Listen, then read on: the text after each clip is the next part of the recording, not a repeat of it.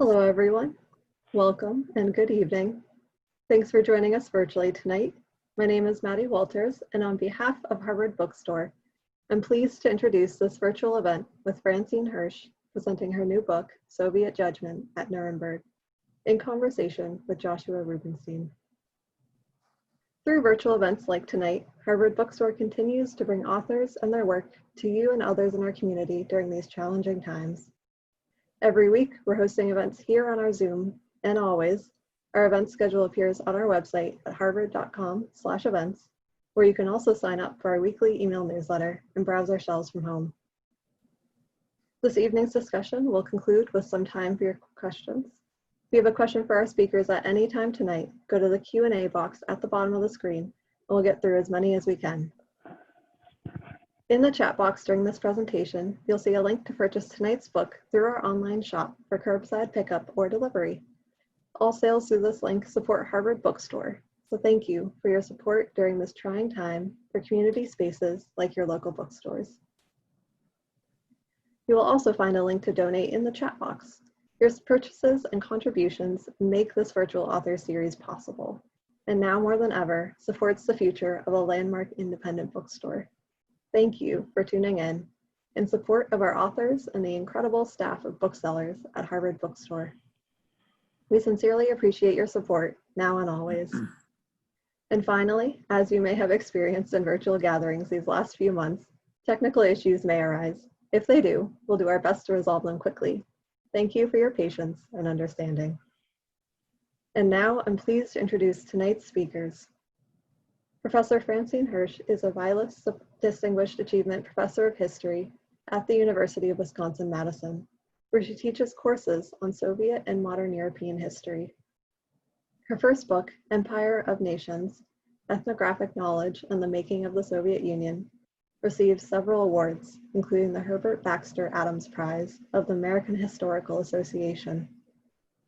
Joshua Rubenstein has been professionally involved with human rights and international affairs for over 40 years as an activist and independently recognized scholar of literature, dissent, and politics in the former Soviet Union.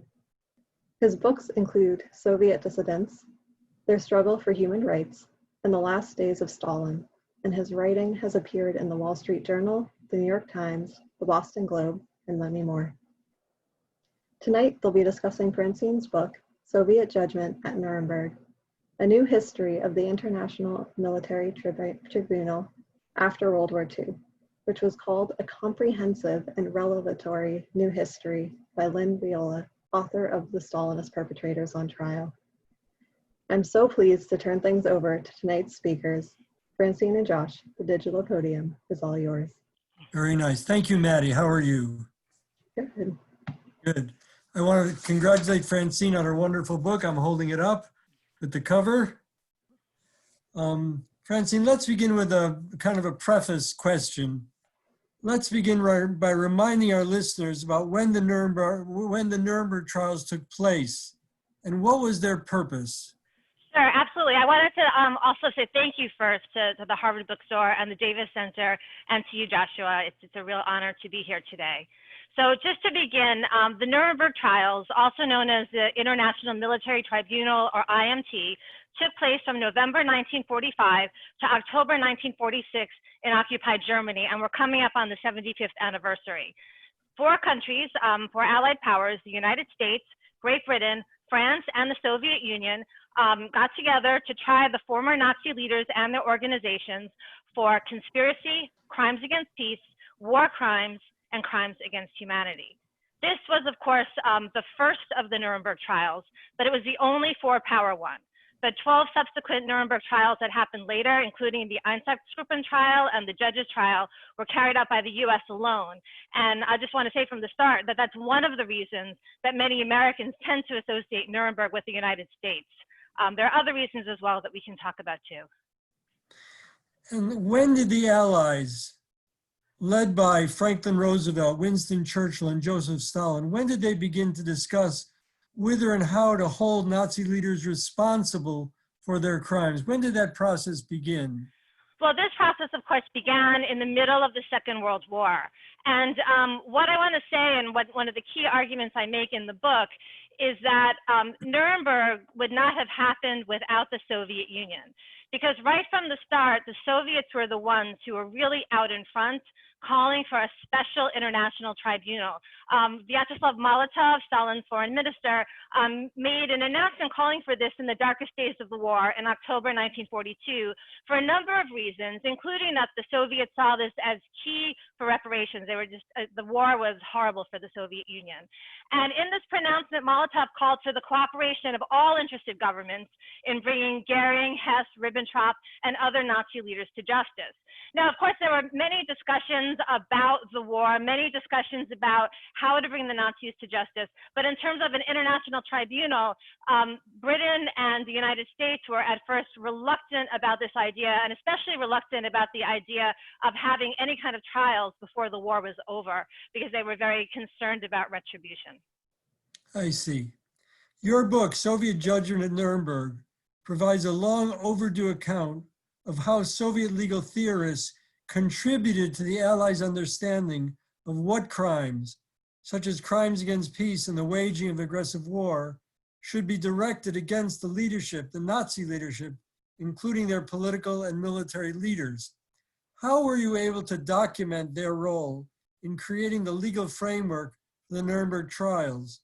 Do you have a favorite document or two from Moscow Archive you'd like to tell us about?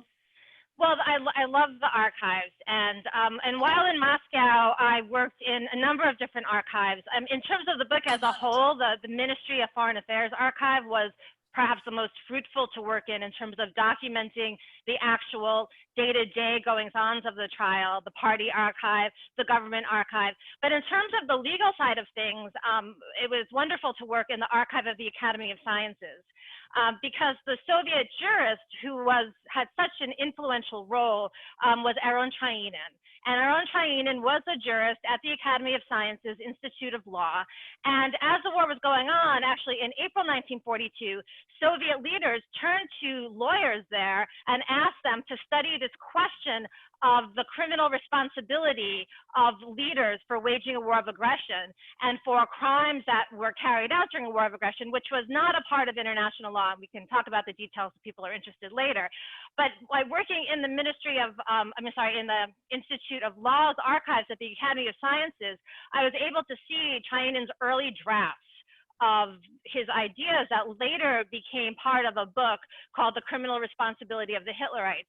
And I was able to see the deliberations among the lawyers at the Academy of Sciences and the role of Andrei Vishinsky, who we'll talk more about later as well, I'm sure, because he ends up heading a couple of secret commissions to try to oversee the Soviet delegation. But so those archives were important. The thing is, in terms of tracing Trainin's role, the role of the Soviet jurist, and how his ideas became fundamental to the trial, it was key to work not just in the Moscow archives, but in archives in the United States as well. So a wonderful find in working in the archive of Murray Bernays, which is at the University of Wyoming. Bernays is the one who typically gets credit for bringing in the certain ideas about aggressive war and certain ideas about conspiracy. But we know from his archive that he was reading Trainin's work as well. And so, so that was one way to trace things. And also looking at the United Nations War Crimes Commission's material. And that was a commission that preceded the actual United Nations that met in London and that was talking about also this question of punishing war criminals, that they were also read Trainin's work. So it was really a lot of fun to look at this paper trail and to see Trainin's work go from the Institute of Law to the Ministry of Foreign Affairs and to eventually make it to London and then to the United States. So when was the meeting in London? When did they start meeting in Western Europe or England to discuss plans for such a trial? So in terms of the early days of the United Nations War Crimes Commission, it's I believe it's in 1942, but I'd have to double check in terms of the exact details of when that's happening. Trainin's ideas are introduced, they start to get a hearing in 1943. So it's actually at the height of the war. Cheyenne is writing at the height of the war. This is all happening initially. Well, the Soviets are really at work at this at the height of the war. In terms of the London Commission, yeah, I'd have to double check. I have to check Sure. my book. But it was It's in there. but it was at a point when they weren't clear who would win the war. Well, that's exactly right, and that's part of why when it was never clear that the Nuremberg Trials would happen or that any trial like that would happen. And I think that what's so remarkable on the Soviet side of things is that the Soviets, again, really in the darkest days of the war, they are talking about a potential trial of war criminals.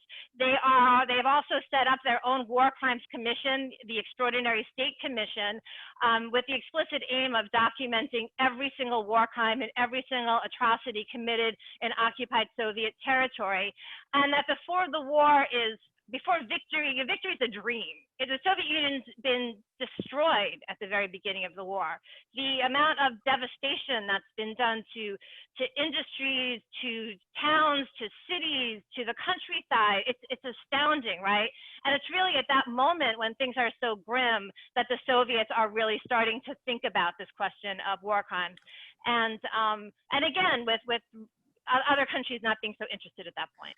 But among the war crimes the Germans were carrying out on the Eastern Front, the Soviet front, were the systematic shooting of Jews in towns and villages and cities throughout German-occupied Soviet territory.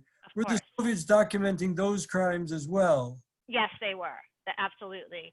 The Extraordinary State Commission was very carefully documenting those crimes, and not just the Extraordinary State Commission, the NKVD, the Soviet secret police, was gathering reports of those crimes as well. Okay. Now, how were jurists from such different legal traditions from America, Great Britain, France, and the Soviet Union, how were they able to coordinate their efforts as they planned the tribunal, collected evidence, summoned witnesses, and carried out proceedings over many months? There must have been moments of real contention and misunderstanding. This was not easy. This was not easy at all. First of all, on a very basic fundamental issue, right?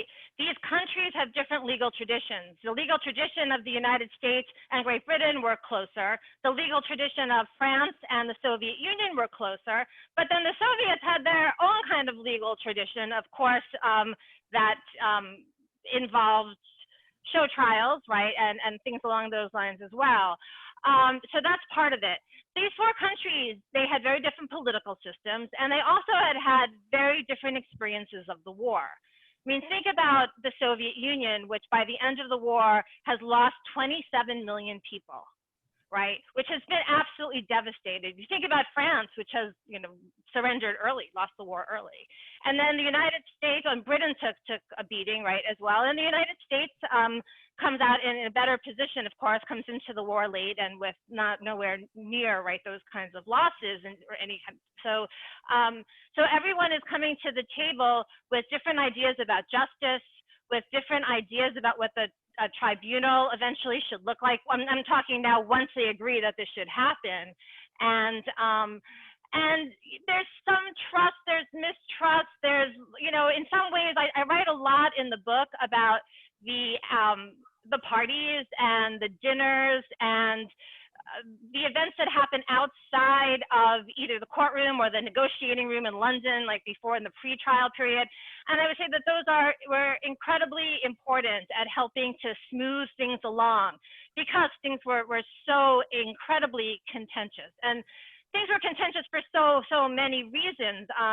In the working out of the indictment, the month before the trial, when we think about the indictment, it might sound like a boring legal document, but it's not, right? The indictment was a work of history that these four different powers were putting together to tell the story about the war. And they all wanted to tell different stories. They all wanted to claim the story of the war, right, for themselves. And they all had different things that they wanted included or left out. The British and the French didn't want the Munich Pact included in the story of the war. The Soviets, they wanted the Molotov-Ribbentrop Pact to be included, but only in a certain way. No one wanted to talk about any kind of working together with the Nazis or appeasement, right? That they wanted to leave that out. So it becomes very contentious, right, even early on in terms of how the story is going to be told. Well, I'd like to ask you specifically about two things. First, how did they work out what to say about the Nazi-Soviet Pact of August 1939, which led directly to the German invasion of Poland and the start of World War II in Europe? The Germans invaded from the West, and later, 2-3 weeks later, the Soviet Union invaded Poland from the East. So how was that handled? There must have been a very delicate set of negotiations. And secondly, we know now that under Stalin's orders, thousands of Polish officers were murdered in the spring of 1940 in Soviet territory after the Soviet invasion of Poland. The Germans found those graves and made clear that they felt the Soviet Union rightfully had carried out. And then when the Soviet Union, liberated that territory, they said, aha, look what we found, the German massacre of Polish officers. How was this handled? The Katyn massacre, it's called. How was that handled at Nuremberg? Those are great questions. These are for the Soviets, the things that they're worried about the most. And when I say the Soviets, these are the things that Stalin is worried about the most, the things that Molotov is worried about the most. When it comes to the Molotov-Ribbentrop Pact, and when we're talking about, again, the pact itself is a non-aggression pact, but then there are these secret protocols, right, that lay out the division of Europe in case of war. And I think one of the most interesting things, one of the most interesting documents that I found actually was a report from London from a Soviet diplomat named Ivanov, who writes back that during these negotiations, it's become apparent to him that Rudenko had not been told about the secret protocols. Who is Rudenko? The Soviet chief prosecutor. So the Soviet chief prosecutor, so they send Rudenko, they send the Soviet chief prosecutor first to London to work on the indictment, and then eventually they tell him, by the time he gets to Nuremberg, he knows. We don't know exactly what he knows, but he knows enough. But in London, he's flying blind. And this is a big problem. So one thing I want to make clear in terms of both of these things, the Molotov-Ribbentrop Pact and secret protocols and Katyn, the Soviets are not expecting a trial the way that we think about a trial. The Soviet experience is more with a show trial in the sense of a trial where the script is known from the start. They were very surprised to learn that the defense would be able to serve as witnesses on their own behalf and that they'd be able to call witnesses. They thought that evidence that they introduced would stand because of Article 21 in the charter, which said that evidence produced by any war crimes commission was accepted, but they thought that this meant that the defense could contest it. So for Katyn, which I'll start with now, in the working out of the indictment, the Soviets, again, this is coming from Moscow, this is coming from Stalin, it's coming from Andrei Vishinsky, who's heading the secret commission, it's coming from the Soviet secret police. They make a decision to include Katyn, a massacre that the Soviets had committed.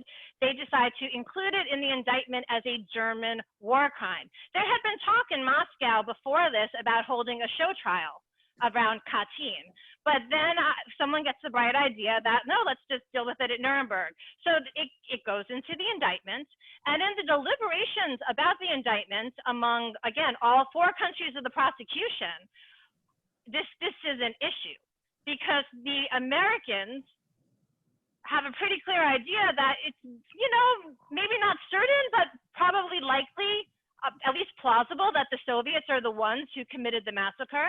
And they understand that in including this in the indictment now as a Nazi crime, this can threaten the credibility of the tribunal. And so Justice Jackson, U.S. Chief Prosecutor Robert H. Jackson, the main U.S. prosecutor, And Sir David Maxwell Fyfe, who is the British deputy chief prosecutor, but ends up playing the role of prosecutor, they try to convince Rudenko to just not include this at all. And Rudenko says his hands are tied, and everyone understands his hands are tied, that he's under orders to have it included. Not only does it get included, the initial number for Katyn the Soviets had put in was 900 and something, and then at the last minute they change it, I don't remember now, it's 10,000 or 11,000, right? And so again, like, Jackson has this moment of, well, like, if the trials are going to go on, do we accept this? So there's moments of compromise, right, that everyone is making. And Rudenko says, well, to not include Katyn in the indictment, I have to go back to Moscow and talk to Stalin. And that's going to take a few weeks. And so at that point, they just want things to move on. And so they kind of let it in. And then it becomes a whole big thing in the tribunal when the Nazis, when the German defense, basically, they asked to bring defense witnesses in to contest the Soviet charges, and the Western judges overruled the Soviet judge Nikitchenko to allow that to happen.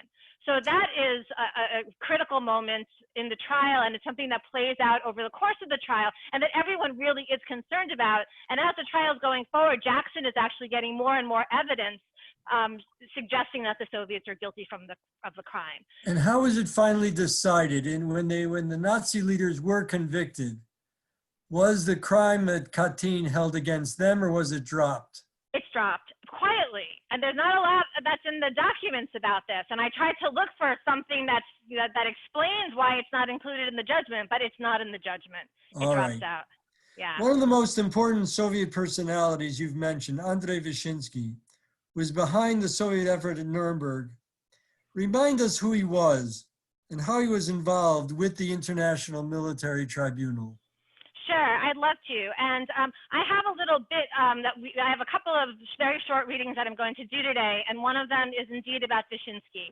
And so I'll tell you a little bit about him as I set this up, and then I'll be reading a little bit from chapter 5 of the book.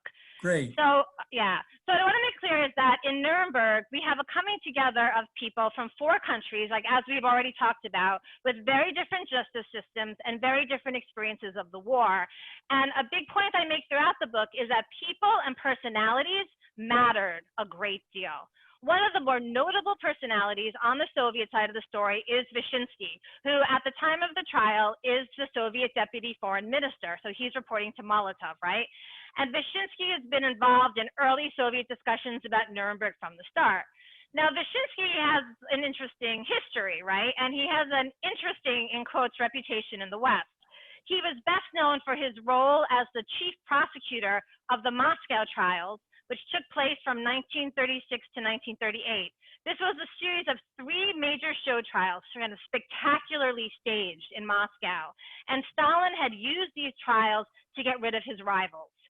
Now, as preparations for Nuremberg begin in earnest, it's Stalin who handpicks Vishinsky. And by the way, they knew each other kind of going back. They had spent time together, Stalin and Vishinsky, in prison in Baku back in 1913. So Stalin handpicks Vishinsky to head a secret Moscow-based commission that's going to be in charge of overseeing the Soviet delegation and the Soviet case from afar. And this gives us a sense, too, of what the Soviets think is going to happen in Nuremberg. They have this idea that this secret commission that's in Moscow is going to be able to somehow, pull the strings of the puppets in Nuremberg on the Soviet side and get them to do what they want. And things become more complicated than that, of course.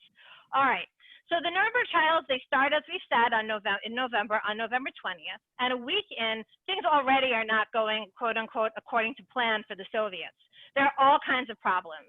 The Soviets, they don't have enough translators. They don't have enough interpreters, right? And this is a huge thing.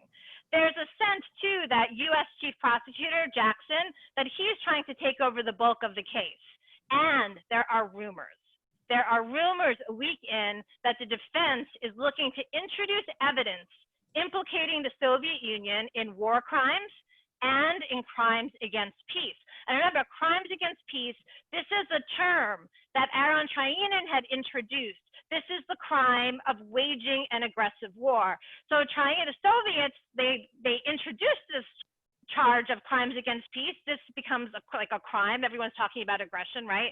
And now the concern is that the Soviets themselves, of course, are guilty of it. So this is an excerpt from chapter 5. Okay. On Sunday, November 25th, Andrei Vishinsky came to town.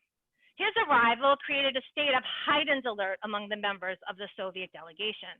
The Soviet prosecutors and judges all knew that they were in Nuremberg to do Vishinsky's bidding, and that their fates rested in his hands. Even the Western prosecutors were stirred up.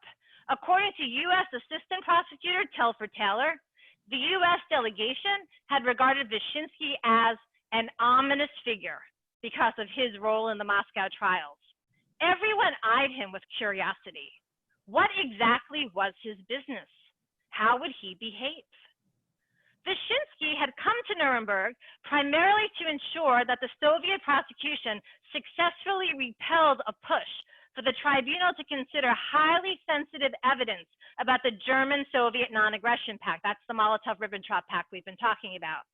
The instigator of this request was Alfred Seidel, the defense attorney for Hans Frank and a former member of the Nazi Party, who claimed to have dug up some documents about the pact's secret protocols. These secret protocols, as we said, in which Hitler and Stalin had plotted out the conquest and division of a large part of Eastern Europe, implicated the Soviets in a crime against peace. The evening after his arrival, Vishinsky called a meeting with the members of the Soviet delegation. Many issues were discussed. At the end of the meeting, Vishinsky broached the most sensitive issue of all: a request made by Jackson. A few weeks earlier, Jackson had asked his British, French, and Soviet colleagues to write up secret memoranda detailing their country's war crimes in anticipation of potential allegations from the defense. Back in Moscow, Soviet leaders had put their own spin on Jackson's request. Without admitting to any wrongdoing, they had made a list of taboo topics that they wanted kept out of the courtroom. Vishinsky now presented this list to the Soviet delegation. Not surprisingly, this highly secret list, which had been typed out on a single sheet of paper, which I saw in the archive, cool, included a number of items about Soviet-German relations, including the German-Soviet Non-Aggression Pact of 1939 and all questions relating to it. In other words, the secret protocols. Molotov's visit to Berlin and Ribbentrop's visit to Moscow. It also included more general topics, including the Soviet Baltic republics and Soviet-German relations. Vishinsky now ordered Soviet Chief Prosecutor Roman Rudenko to reach a verbal agreement with the French, British, and American prosecutors to steer clear of questions that their countries did not want raised by the accused. He also instructed Rudenko to get the other prosecutors, the Western prosecutors, to agree that they would review each other's evidence before it was submitted to the tribunal. Rudenko was to oppose the submission of any documents that were harmful to Soviet interests. Vishinsky did not give Rudenko permission to share a physical copy of the Soviet taboo list with any of the Western prosecutors. Once a copy was in circulation, the Soviets would lose the shield of plausible deniability. Wow. Vishinsky's visit, one more bit, yeah. Vishinsky's visit was an occasion, even to those who were unaware of his direct involvement with the trials and knew him only as a Soviet dignitary, right, as the visiting deputy foreign minister. Jackson gave a dinner at the Grand Hotel in his honor. Vishinsky went there directly from his meeting with the Soviet delegation, still peeved at Jackson, I'm pretty sure. At one point in the evening, Vishinsky rose and proposed a toast to the defendants. May their paths lead straight from the courthouse to the grave. Everyone had drained their glasses before the translation was finished, and the American judges were appalled to hear that they had drunk to the deaths of the accused. This was perhaps the only time the Soviets did not mind the sluggish pace of interpretation from Russian into English. Vishinsky visibly enjoyed the moment. Wow. Well, shortly after his visit, which was in November of 1945, by January, the Soviet turn to present their prosecution evidence began. So could you tell us how they presented their case against Nazi leaders? What did they focus on? And was there anything surprising about their approach? Yeah, so let me just say that at the very beginning, when the case is divided up, they divide it up in such a way that the Americans, Jackson takes charge of the conspiracy charge, right? The British are going to take charge of the crimes against peace charge. And then the Soviets and the French are each going to divide war crimes and crimes against peace, the French talking about it in the West and the Soviets in the East. Okay, all good, right? But they thought that this was going to be kind of quick. The fact that the Soviets are not getting to present their case into February, this was kind of shocking to them, that the prosecution's case is going on and on and on and on. And part of why it goes on as long as it does is that Jackson has taken the conspiracy charge and used it to talk about all aspects of the entire case, arguing that all the other crimes are connected to conspiracy. So the Soviets in the lead up, initially they're only supposed to focus on war crimes and crimes against humanity in the East, but they actually do present some on all of the other crimes, wanting to make sure they have their fair day in court, right? But the most, I would say the part of their case that has the most impact is the witness testimony that they bring in, and the witness testimony in particular talking about crimes against humanity. So I'm not sure, I have another reading. I'm not sure if this is a good time for it or if I— Yes, well, I just want to make clear that yes. to the surprise of many people, and I think many people who study the Nuremberg trials, this is where the Soviets explicitly bring up That's right. the atrocities against Soviet Jews, both in the Baltic parts of the country that have been incorporated into the Soviet Union, and in Ukraine, in Belarus, and elsewhere. So this surprised Westerners. And as you'll tell us, one of the surprising witnesses was the famous Yiddish poet Abram Sutzkever. Yeah, and I wanted to say about this too, the 3 Soviet witnesses who are brought in to talk about crimes against the Jews and concentration camps, and then Sutzkever's testimony, which I'll talk about, this was a late in the game decision. So one of the things that I looked at was the working up of the Soviet list of witnesses. And they start in November putting together a list of witnesses, potential witnesses. They're not sure even if they want to call witnesses. And then, but Sutzkever and then the 2 other witnesses who were brought in from Poland, they're late additions. So I'll talk a little bit about that now. And if we have time, we can talk about it some more. But yes, it's extremely important. So let me set the scene now for this. It's late February 1946. We're 3 months into the trials, and the Soviet prosecution is finally presenting its part of the case. Soviet Assistant Prosecutor Lev Smirnov is presenting on crimes against humanity, and he is about to call the Yiddish poet Avraham Sutzkever to the witness box. Sutzkever and his wife, Fredka, had been interned in the ghetto in Vilna, Lithuania for the first 2 years of the war. In September 1943, they had fled and joined a group of partisans. 6 months later, in March 1944, Soviet leaders had staged a rescue operation, airlifting them out of German-occupied territory. Sutzkever was taken to Moscow, where he worked with the writer Ilya Ehrenberg and others to compile evidence of German atrocities against the Jews. And initially, the Soviets are thinking of just including this evidence. There's no talk at the beginning of sending Sutzkever himself, okay? So Soviet secret police agents, I want to say too, have been screening possible witnesses for the Soviet case since November, but all the while Soviet leaders, Stalin, Vishinsky, have been on the fence about sending witnesses to Nuremberg at all. They considered having the Soviet prosecution build its case on documentary evidence alone. Moscow made the final decision to send witnesses in late January after the French prosecution had called witnesses to testify about the Nazi concentration camps. The French testimony had been very powerful. It had brought meaning to the numbers, giving voice to individual suffering. The Soviets ultimately sent 10 witnesses, and Sutzkever, he was the latest addition to that list. Okay, and so this excerpt is from chapter 8. Avraham Sutzkever had spent a couple of fitful days and sleepless nights nervously waiting to testify. The responsibility of representing the Jewish people weighed on him heavily. Will I pass the exam? Will I fulfill my mission properly for history, for my people? God only knows, he had written in his diary. Now before the courtroom, the poet was visibly overcome with emotion.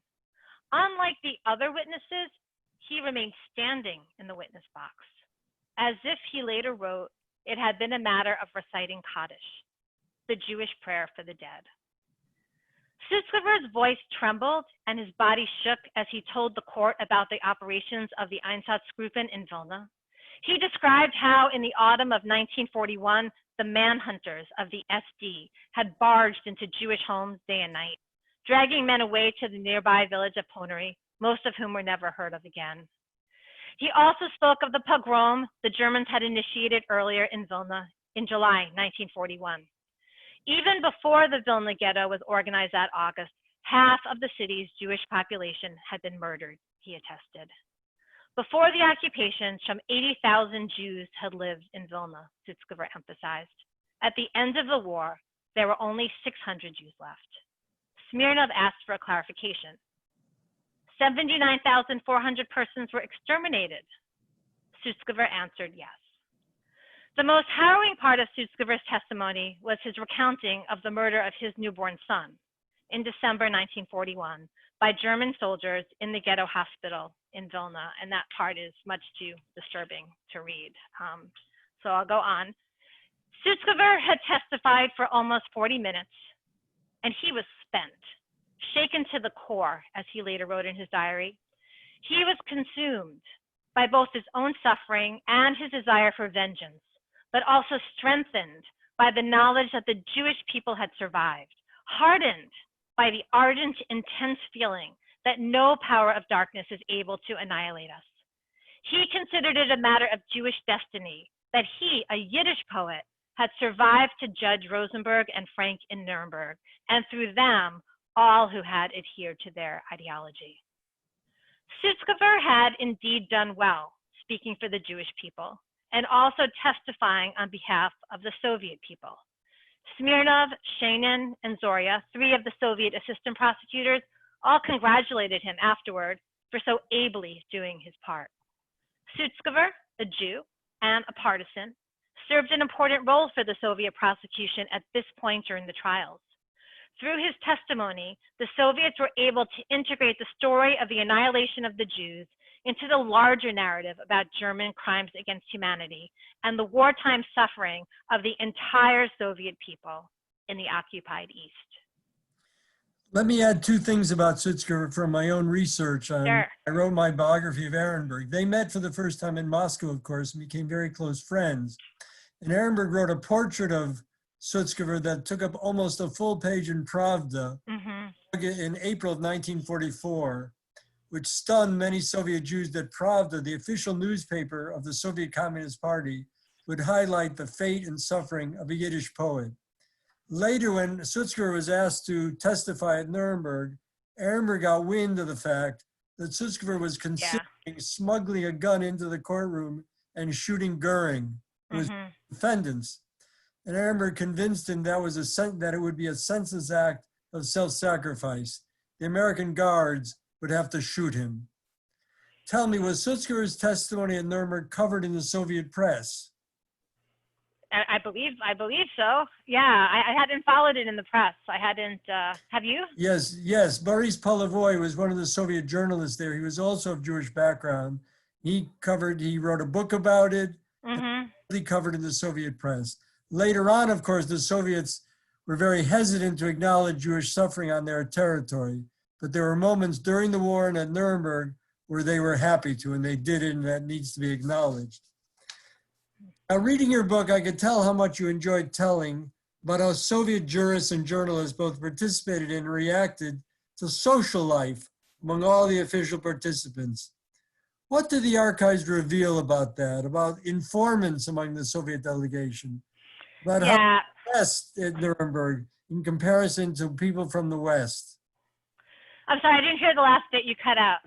what do we learn through informants who are making reports back to superiors in Moscow? How do the Soviet women and men dress in Oh, yeah, that's one of their the bits in Western the book. counterparts? Yeah, no, that's great. That's great. So yeah, I mean, again, the archival materials are so incredibly rich. And Roman Karman, who was the Soviet filmmaker, he left some diaries and letters behind, and Vsevolod Vishnevsky, the writer, also. There's a huge amount of correspondence. And a number of the journalists, they have dual roles there, right? On the one hand, they're there to report on the trials for the Soviet press. They're also there to try to get their writing published in the West, so they're doing that as well. But they are, as are many of the members of the Soviet delegation, they're also serving as informants. And I do talk about that in the book, that there really is this dual role. And so, it's interesting, this idea of informants. In Nuremberg, among the Soviet delegation, everyone was informing on everyone else. So you have actual secret police agents who are writing back reports about the trials and about the nightlife and telling on each other, right? What people are doing, and they're talking about people like going to the bars and drinking too much and all of this and the love affairs. So that's part of it, and then the journalists, I mean, probably because they're journalists, they're writers, right? They write some of the most interesting letters home, also talking about what's going on. And Mikhail Dolgopolov, he was an editor of the newspaper Izvestia, and writes like a 6-page treatise back basically after the first month of the trial, reporting on all of the problems and all of the difficulties that the Soviet delegation is having. And so he talks about, again, this question of translators and interpreters. This is all over the document. So this comes up again, that they don't have good enough translators and interpreters, and this is like dangerous, actually, he says, right? He writes about how there are no books about Soviet law in the library there, and this is a problem. He writes about how the Americans basically are showing all of their movies to a captive audience, and like prevails upon Moscow to send some good Soviet movies too. And then this heartbreaking part of it, where he talks about the Soviet women in the delegation, the stenographers and the typists, and some of the translators, right, and interpreters, and how they're being made fun of by the British and the Americans for their shabby clothing. And you just feel so bad for them. And he basically concludes that, say, if the Soviets are going to be this international power on the international stage, they need to learn, right, how to do this. And part of doing this is, again, it's having the translators and the interpreters, but it also involves dressing people a certain way, right? So, yeah, those kinds of letters are great. Let me have a final question for you before we turn to our. Oh wow, we're at that. Okay. In your book, you conclude that the Nuremberg trial was an opening chapter of the Cold War. Why do you believe that? I believe it's an opening chapter of the Cold War because of what people are experiencing there and how they're talking about it as well. So that's not just something that I conclude in retrospect, but what you see in March 1946 in the Nuremberg courtroom, right? So Churchill gives his, what we now know as his Iron Curtain speech. He gives it in the West. He's a civilian at that point, but he gives it, and he's still Churchill. And basically, denouncing talking about the dangers of communism, right? And there's a lot in that speech. But the next day in the courtroom, when the Soviets arrive, they see the defendants, the defense attorneys are holding up these newspapers for their clients to be able to read. And the newspapers have these banner headlines, like about the Cold War, basically, talking about the speech and Churchill urging everyone to stand up against the Russians. And so that moment in March is critical moment in the trials, because that is also the time that the defense case starts. So the prosecution is presented for months and months and months. The Soviets go last. They do a wonderful job, by the way, and they, again, the Soviet witnesses leave such an impression on everyone.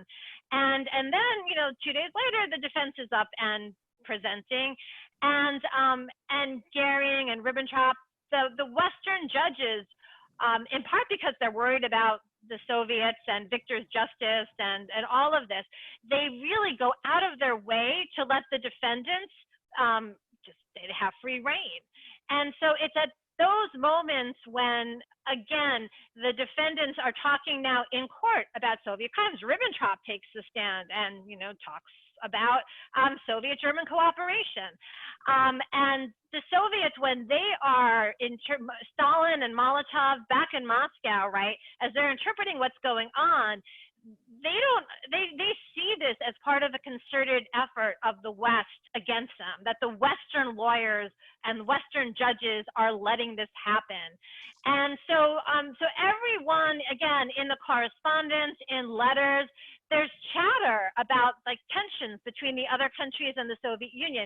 Goering even declares at one point that the only I don't remember the exact quote, but it's a great quote about how at this point in the trials, it's only in the trials actually that all the countries are working together, that otherwise they're not, that it's fallen apart. So the alliance, the wartime alliance, during Nuremberg, we really see it come under strain. And again, it's a Cold War chill that blows into the courtroom. So I think that's really significant in terms of understanding the rhythm of the trials and what happens by the end of the trials. But one of the things I argue in the book is it's really also critical for understanding what happens later, because the Nuremberg trials, rightly so, have been seen as the birthplace of post-war human rights. Great, that's great. It was. But I think it's really important for us to understand, too, that this was all happening in this Cold War context, and to understand the political origins as well as the humanitarian origins of this new language of human rights. And then we really see that take off. And that's one of the things I look at in the last chapter and the post-Nuremberg moments as well. Very good. Francine, thank you. I'd like to turn the program back to Maddie, and let's hear what questions and comments we're hearing from our listeners. Thank you. Thank you so much, Josh. We've got a lot, thankfully. First one from Nicholas. It says, "Thank you for your wonderful research. Could you tell us why the Allies decided to establish at Nuremberg a military tribunal and not a civil tribunal, and what was the consequences of this decision?" Oh, that is such a great question. That is such a great question. Part of why they decide to establish a military tribunal is so that they don't have to follow all the rules of a regular tribunal. Now, remember at the start, so it's interesting, the Soviets are pressing for a tribunal. They have their own idea about what a tribunal should look like. The British are reluctant, in part because are these really crimes? Is a war of aggression really a crime? This is, it's ex post facto law, right? Crimes against humanity, it's not clear. Can you, how is that going to work exactly? And so they're concerned if it's a regular tribunal, then there's just going to be, it's going to be more difficult, right, legally, whereas if it's a military tribunal, the laws are somewhat different. And so that decision is made in those negotiations early on because they see it as giving them the ability to do things in what they think initially is going to be a more straightforward way. Thank you. Next from Barbara. Atrocities were committed by many, all, of the countries involved in World War II. As a result of the Nuremberg trials, were non-Germans prosecuted and sentenced to death, or were there other trials that handled non-Germans? Yeah, so the Nuremberg trials were for German leaders and their organizations, right? So Axis powers.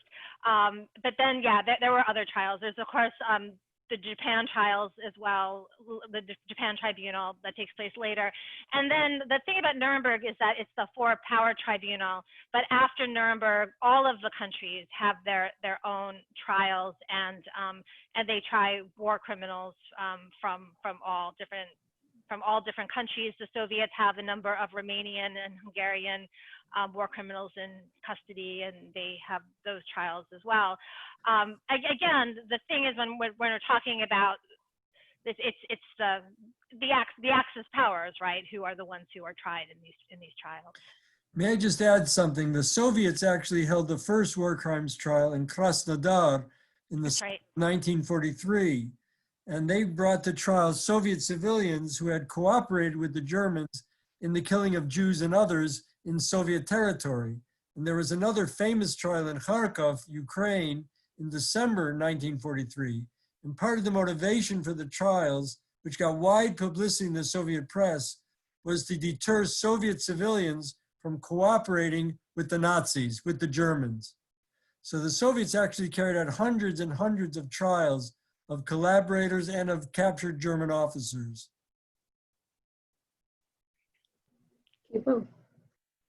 From Hillary, thanks for this talk, Francine and Joshua. I have a question regarding Katyn. Sorry if I said that wrong. Because the Soviets wanted to include it in the NG indictment, knowing they had committed the massacre. Do you think this discredits NG as a legal event? So do I think that it discredits the Nuremberg trial, the fact that Katyn was included? Is that the, well, no, I don't. I mean, and I think that that was part of the reason. So part of the reason why the Western judges allowed, so what happens with Katyn is, so the Soviets include this evidence, it goes in, it's included in the indictment. And at that point, it's looking pretty ugly, right? That it's not clear that they've committed it. Actually, a couple days after it's in the indictment and the indictment's published, that's when Jackson gets some more information that pretty much confirms that the Soviets have done it. And I think it's one of his from reading his papers, it seems like it's one of his biggest regrets in terms of that part of the trial that happened. But then the fact that that the Soviets are called to task, that the Western judges overruling Nikitchenko, they allow for the German defense to call 3 witnesses to contest Soviet evidence. They allow the Soviets to call witnesses too, but the fact that that happens over 2 days in court in July, and the fact that it disappears from the tribunal, I think that shows that it was not a show trial, right? It never was, and that the Soviets had this idea of what it was going to be, and that doesn't happen. The Soviets are very upset about how that plays out, of course, as well. And it seems to them, again, that it's the Western powers ganging up on them. But that's, but I think that the Western judges kind of saved the day on that. And also a follow-up question from Hillary. The second question she has is about the Soviet role in selecting defendants. Do you mind saying more on that? So the Soviet, yeah, no, of course. So one of the reasons that the Soviets wanted an international tribunal was that most of the defendants were in, most of the kind of the big gun defendants, like the Goerings and the Ribbentrops, they were in American and British custody. And so they wanted to participate in a trial of them. So the Soviets kind of early on, they're putting together some lists of potential defendants, and they have a list of some generals that they've captured. They have a list of Hans Fritzsche ends up being like one of the ones that the Soviets bring in, the propaganda person, right? And so they get a couple of defendants in there, but they're not major defendants, and that's because of who had who in custody. I'll add too that the Soviets really wanted there to be a second international tribunal.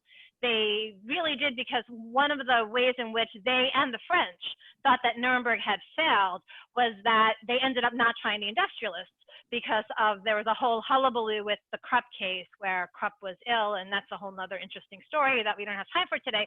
But so they, again, most of the big industrialists, American and British custody, and by the end of the trial, I mean, Jackson's just had it with the Soviets. The British have too, but it's all over the documents in terms of Jackson just being done.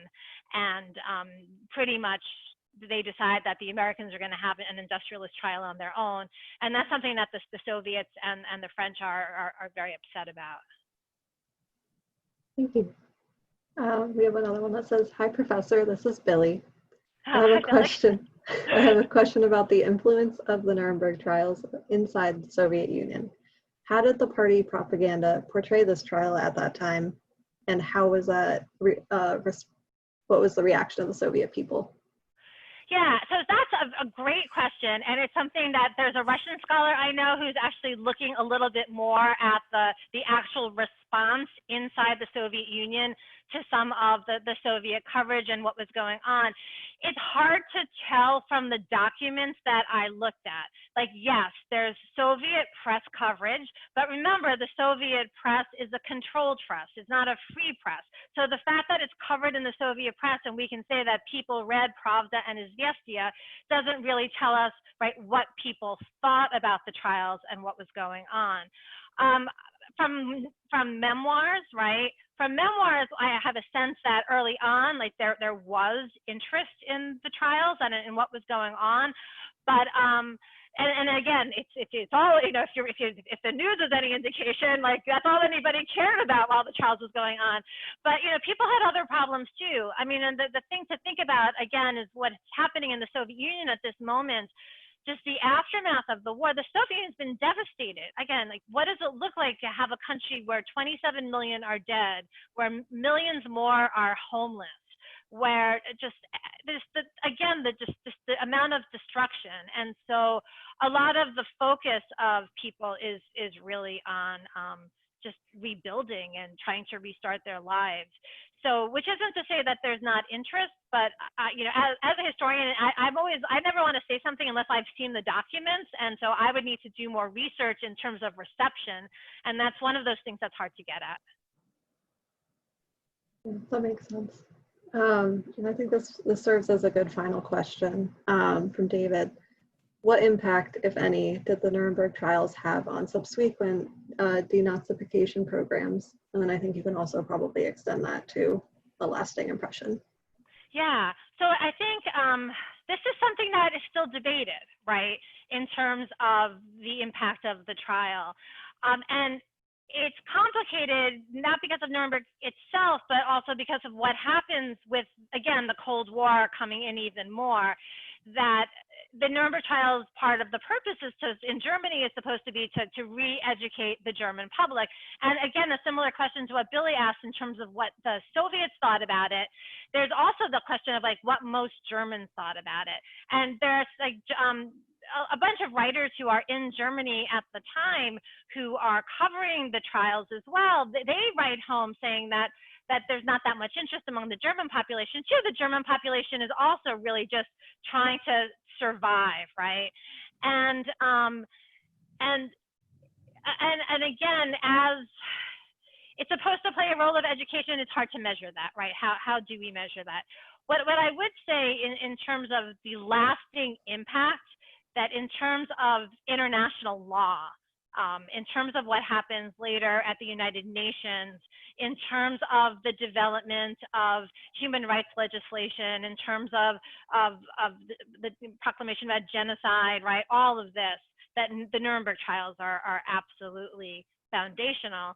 But again, it's the Cold War comes in, and the Soviets afterwards, at the same moment that they're complaining about the Americans and the British not cooperating in another set of trials, they, you know, their documents, the ones that I've read, talk about how denazification is a huge failure, right? In part because of letting people go, and they think the Americans and the British are way too soft. And so the Congress of Jurists, which is another jurist organization that Aaron Trainin is part of, right? There's just, and it's made up of socialist states. They have proclamation after proclamation after proclamation about the fact that denazification is not working, and they need to really join together again to go after the remaining Nazi criminals, and there's not enough effort on that. And the Soviets, again, are just appalled too at how many Nazi leaders are just kind of let go as American rebuilding happens, and the effort is then on building a strong Germany. And the decision is made also, for example, not to go through with all the reparations payments and all. So yeah, that's a whole long very interesting after story as well. All right. Well, with that, a huge thank you to Francine and Joshua for a wonderful night in. Thanks to all of you out there too for spending your evening with us. You can learn more and purchase tonight's book, Soviet Judgment at Nuremberg, because we've barely skimmed the surface, trust me. I know. That's like an hour is fast. It does. It's in the link in the chat box. And on behalf of Harvard Bookstore here in Cambridge, Mass, have a good night, keep reading, and please be well. Thank you so much for having me. This was really fun. Thank you so much. Very nice. Good night, everybody. Thank you. Good night.